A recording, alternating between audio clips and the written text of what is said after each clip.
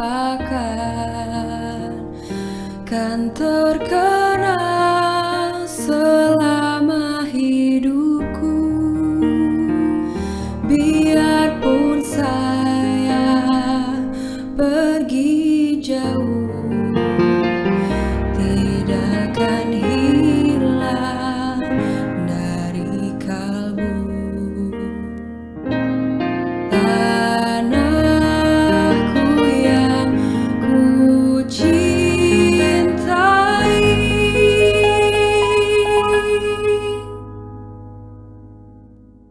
engkau ku hargai.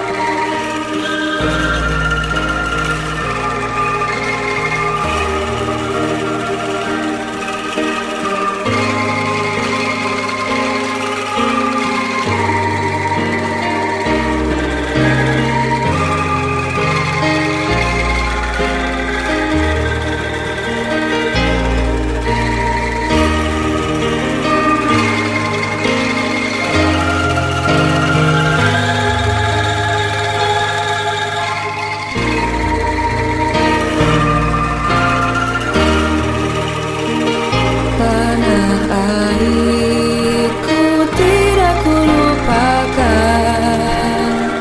kan terkenang selama hidupku.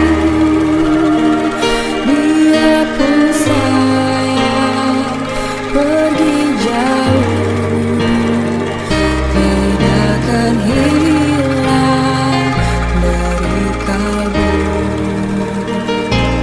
Tanahku yang ku cintai,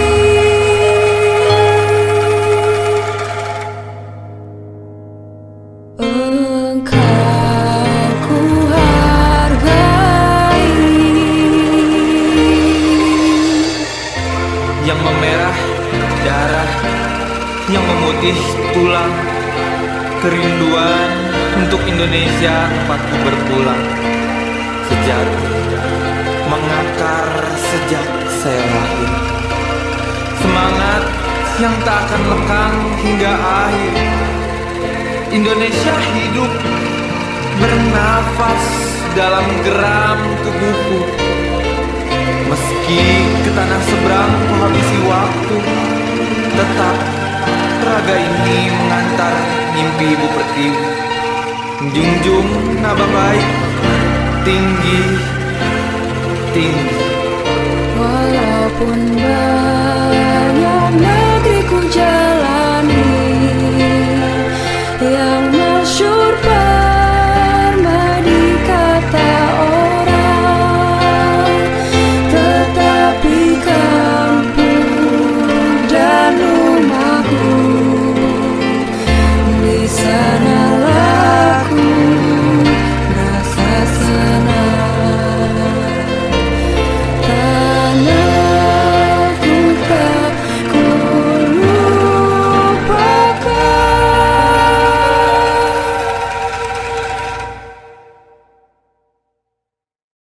engkau ku banggakan.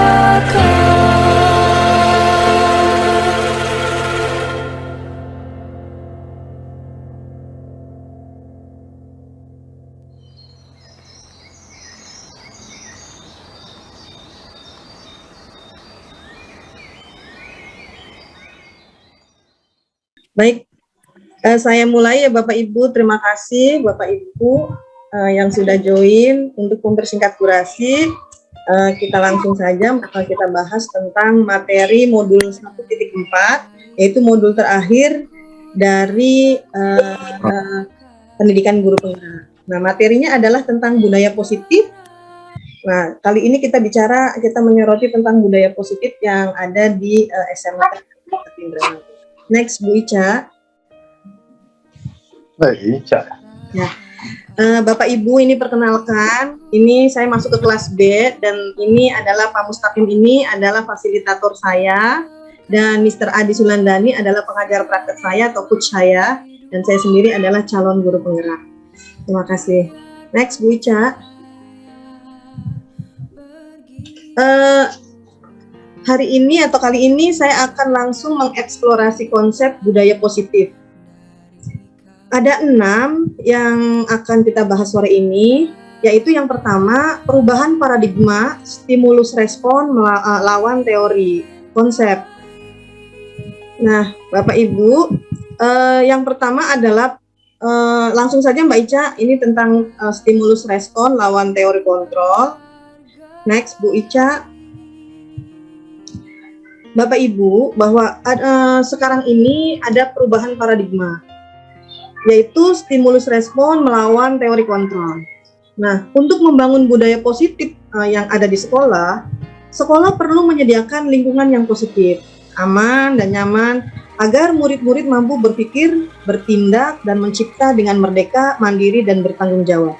Salah satu strategi yang perlu ditinjau ulang adalah bentuk disiplin yang dijalankan di sekolah selama ini. Nah, pembahasan disiplin kali ini akan meninjau teori yang dikemukakan oleh Dian Gosen. Nah, sebelum kita gali lebih lanjut tentang teori disiplin restitusi dari Dian Gosen, mari kita menyamakan model berpikir dulu tentang disiplin itu sendiri. Bapak Ibu, lazimnya disiplin dikaitkan dengan kontrol.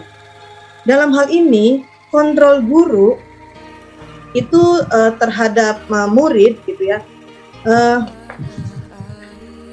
Next, Bu Ica. Nah, dalam teori kontrol ini ada beberapa konsep, yaitu satu, ilusi guru mengontrol murid, Bapak Ibu. Nah, di sini saya akan bercerita sedikit tentang ilusi ini, tentang kontrol teori ini, yang merupakan stimulus respon lawan teori kontrol, yaitu Bapak Ibu, tanpa kita sadari bahwa kita sebagai guru itu kita cenderung banyak melakukan kontrol terhadap murid. Nah, walaupun tampaknya kita sedang mengontrol perilaku murid tersebut, hal ini kita sadari bahwa karena murid tersebut sedang mengizinkan dirinya dikontrol sama kita, Bapak Ibu.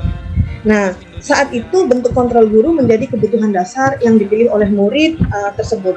Nah, teori kontrol ini menyatakan bahwa semua perilaku memiliki tujuan, bahkan terhadap perilaku yang tidak disukai sekalipun.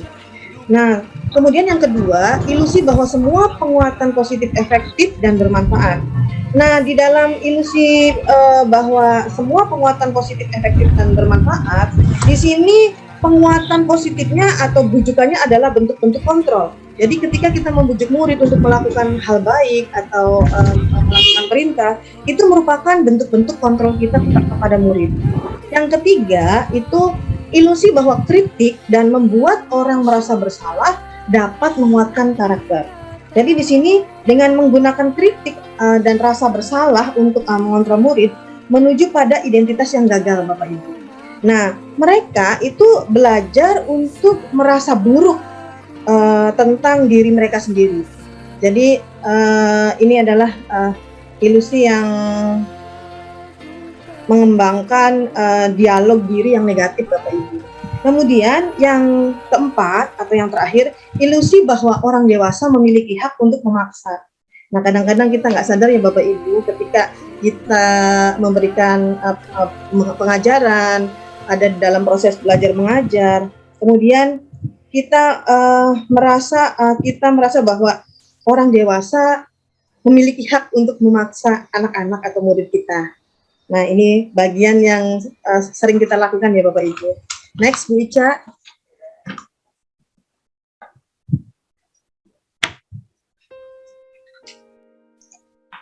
Kemudian selanjutnya konsep disiplin positif dan 3 motivasi perilaku manusia. Nah, Bapak Ibu, kita mendengar kata disiplin apa yang kita bayangkan di benak kita. Yang ada yang terlintas di pikiran kita, di pikiran Bapak Ibu atau kita semua, kebanyakan orang yang hubungkan kata disiplin itu dengan kata tertib gitu ya Bapak Ibu. Bahwa tertib, teratur, patuh pada peraturan. Nah, kata disiplin juga sering dihubungkan dengan hukuman. Nah, kemarin saya beberapa minggu itu mencoba menanyakan juga hal yang sama kepada anak-anak, dan ini ternyata benar apa yang disampaikan bahwa disiplin itu sering sekali dimaknai dengan kata tata tertib, teratur, kepatuhan, peraturan, dan hukuman. Padahal itu sungguh berbeda, karena belajar tentang disiplin positif tidak harus dengan memberi hukuman. Justru gitu ya, itu adalah salah satu alternatif terakhir, dan kalau perlu tidak digunakan sama sekali. Itu menurut Dian Gosen. Nah, dalam budaya kita, makna kata disiplin dimaknai menjadi sesuatu yang dilakukan seseorang pada orang lain untuk mendapatkan kepatuhan ya Bapak Ibu ya. Kita cenderung menghubungkan kata disiplin dengan ketidaknyamanan. Kemudian di sini ada filosofi Ki Hajar Dewantara tentang disiplin itu sendiri. Nah, next Bu Ica.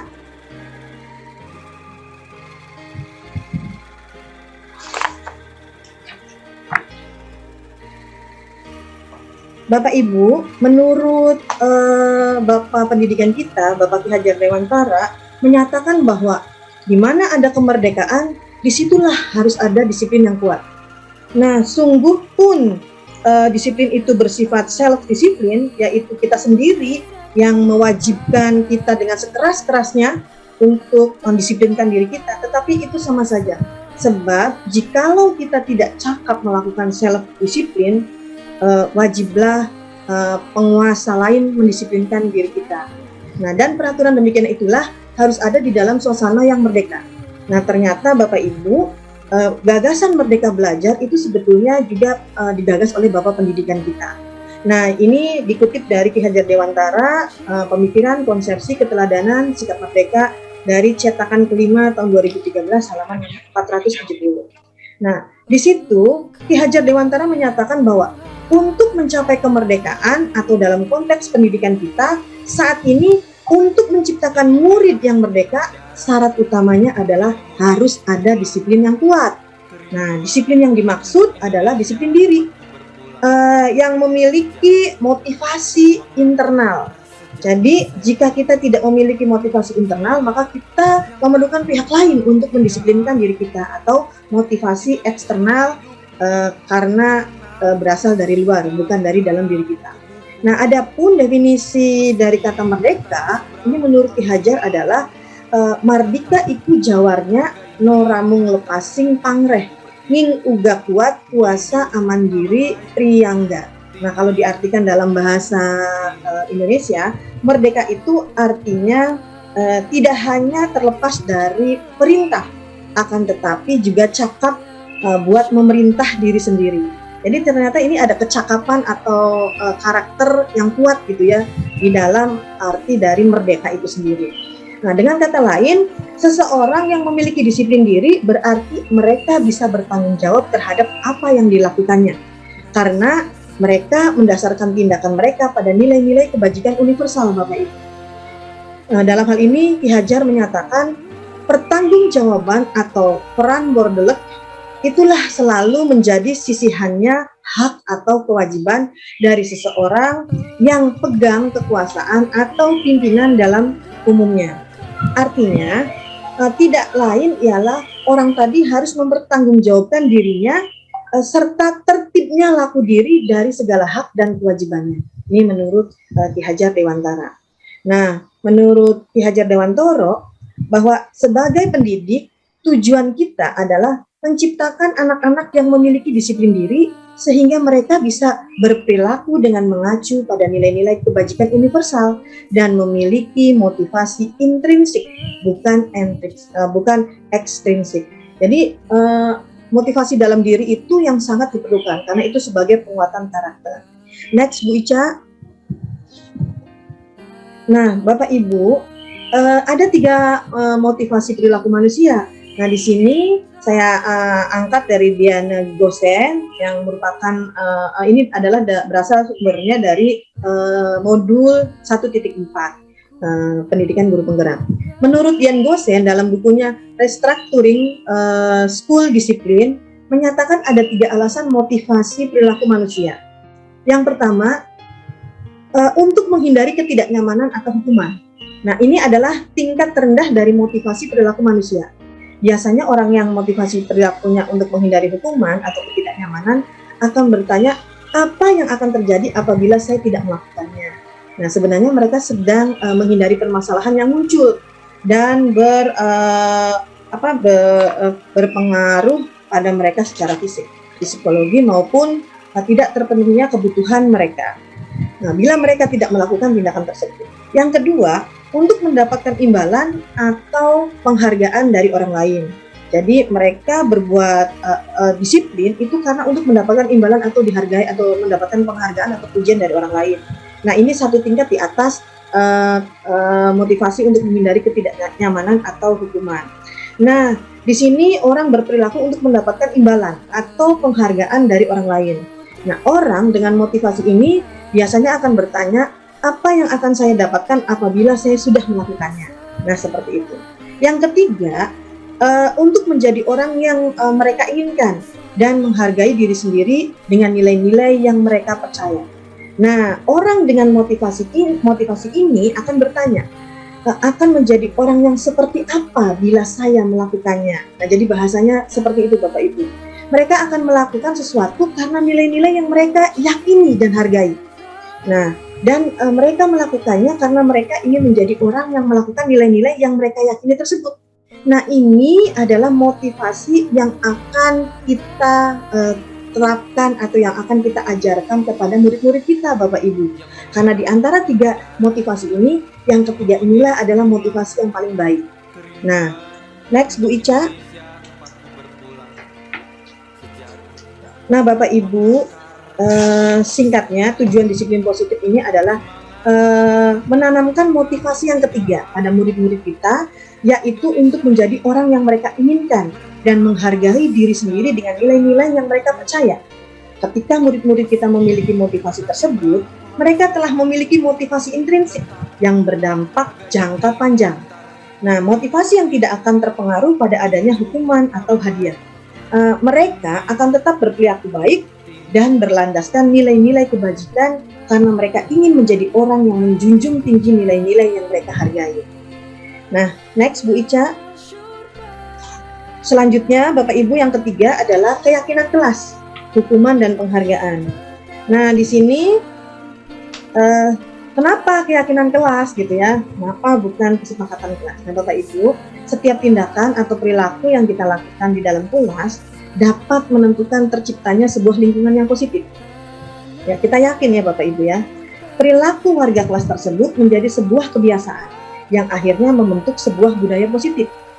Untuk terbentuknya budaya positif, pertama-tama perlu diciptakan dan disepakati keyakinan-keyakinan atau prinsip-prinsip dasar bersama di antara para warga. Nah, Bapak Ibu, menurut dosen, suatu keyakinan akan lebih memotivasi seseorang dari dalam atau memotivasi secara intrinsik.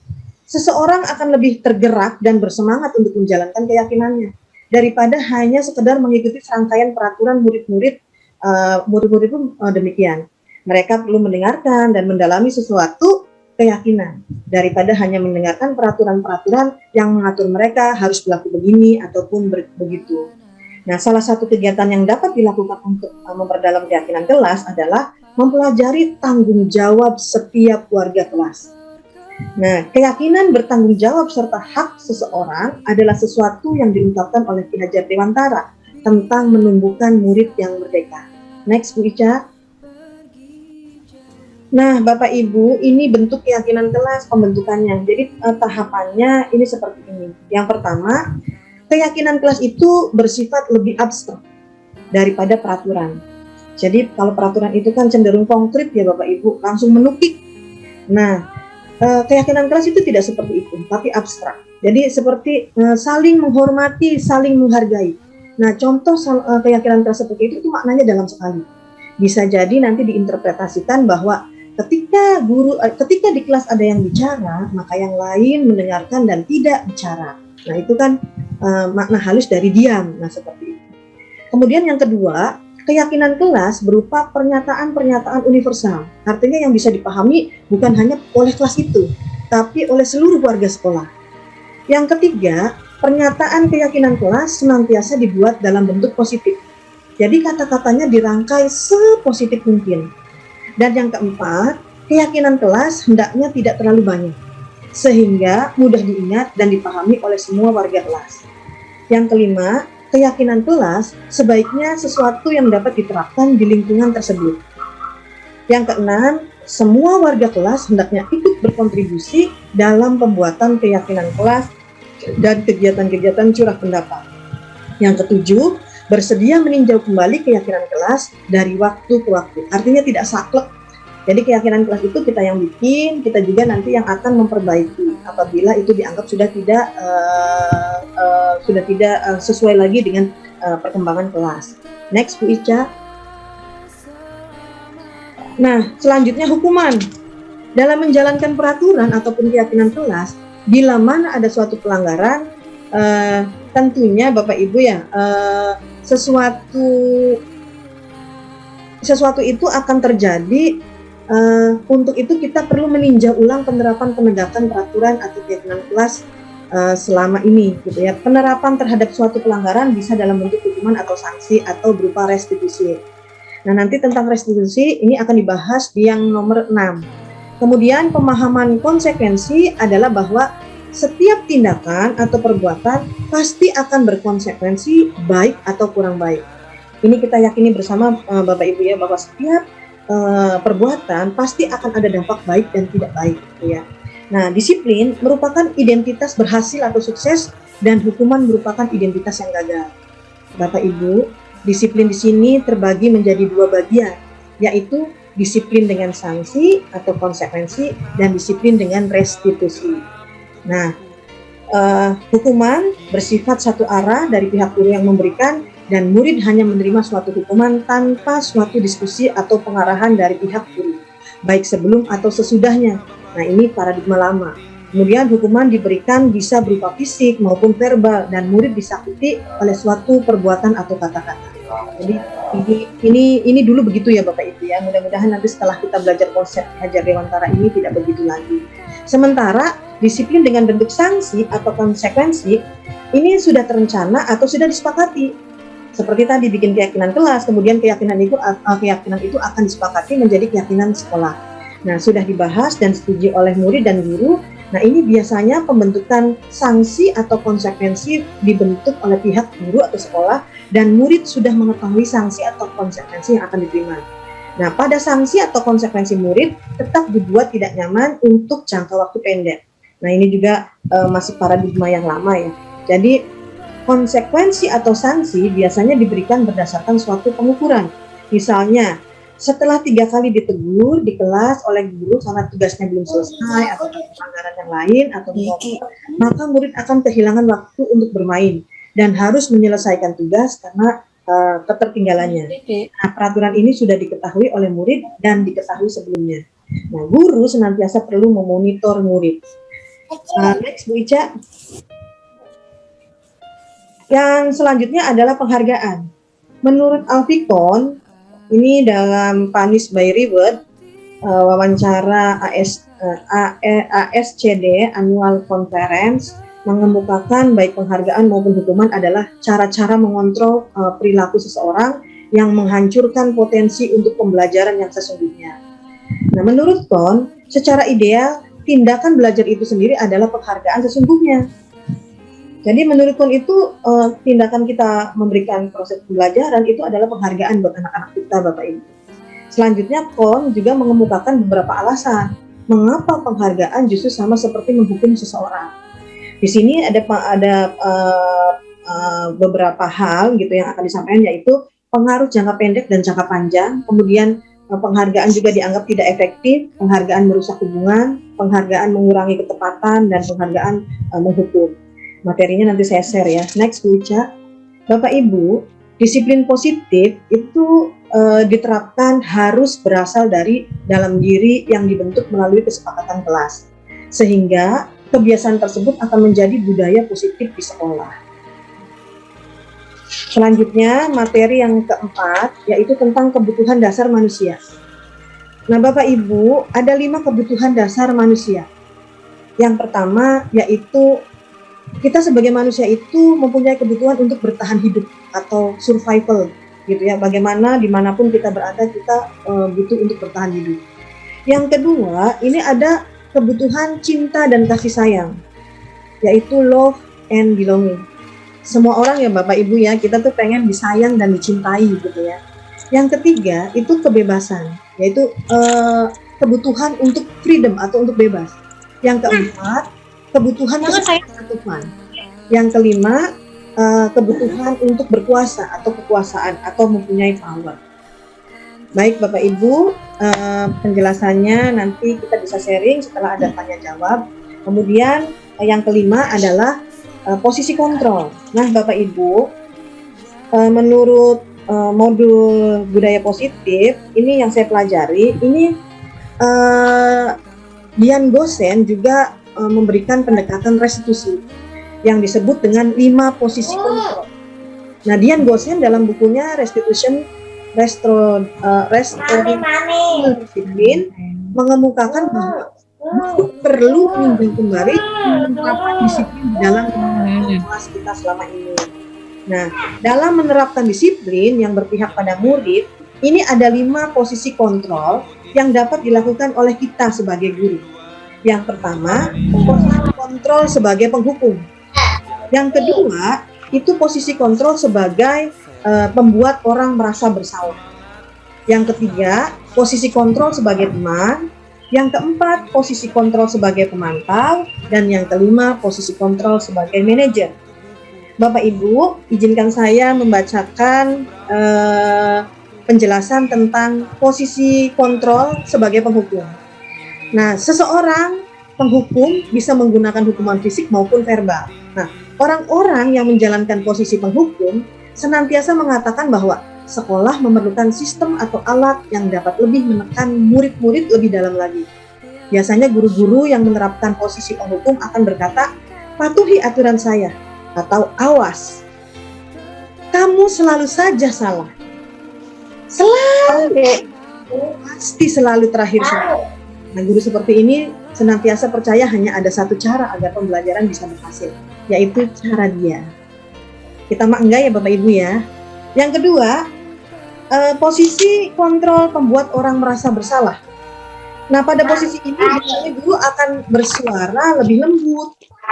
Orang merasa bersalah, orang lain tidak nyaman, bersalah atau nah, kata-kata yang dilakukan dengan lembut akan seperti Ibu sangat sekali dengan kamu. Berapa kali Bapak harus memberitahu kamu ya? Gimana coba? Kalau nggak sambutan nanti dibotak. Posisi ini murid akan memiliki penilaian diri yang buruk tentang diri mereka. Murid akan merasa tidak berharga dan telah mengecewakan orang-orang yang disayanginya. Next. Selanjutnya, ini ada posisi kontrol sebagai teman. Nah, guru pada posisi ini tidak akan menyakiti murid. Namun akan tetapi berupaya mengontrol murid melalui persuasi, jadi pendekatan. Posisi teman pada guru bisa negatif ataupun bisa positif.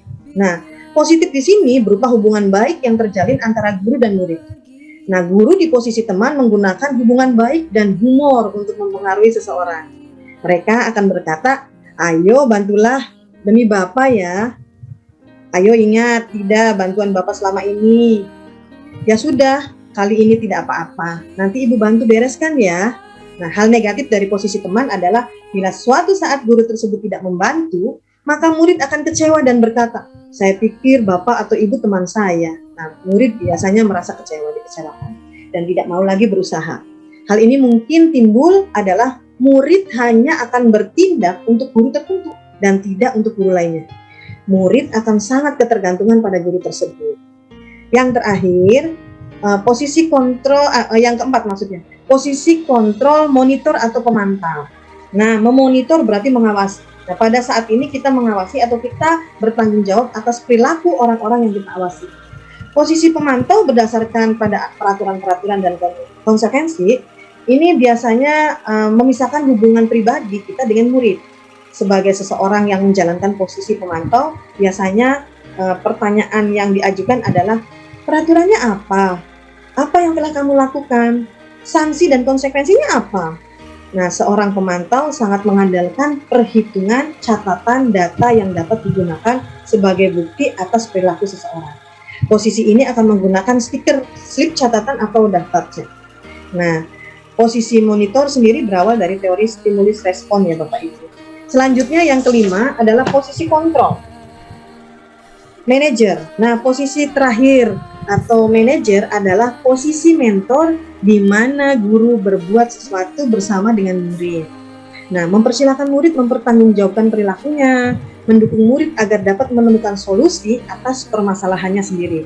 Nah, seorang manajer telah memiliki keterampilan di posisi teman maupun pemantau.